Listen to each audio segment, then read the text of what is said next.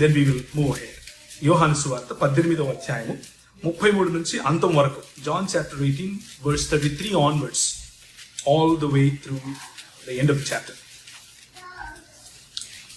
నన్ను చదవమంటారా?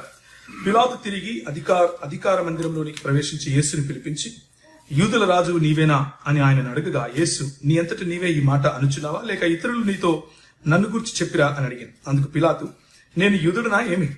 నీ స్వజనము ప్రధాన యాజకులు నేను నాకు అప్పగించితిరి కదా, నీవేం చేసితివి అని అడగగా, యేసు, నా రాజ్యము ఈ లోక సంబంధమైనది కాదు. నా రాజ్యము ఈ లోక సంబంధమైనదైతే నేను యూదులకు అప్పగించబడినట్లు నా సేవకులు పోరాడుదురు గాని నా రాజ్యము ఇహ సంబంధమైనది కాదనడు.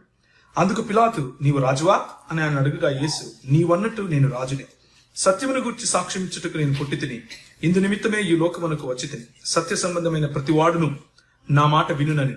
అందుకు పిలాతు, సత్యమనగా ఏమిటి అని ఆయనతో చెప్పాడు.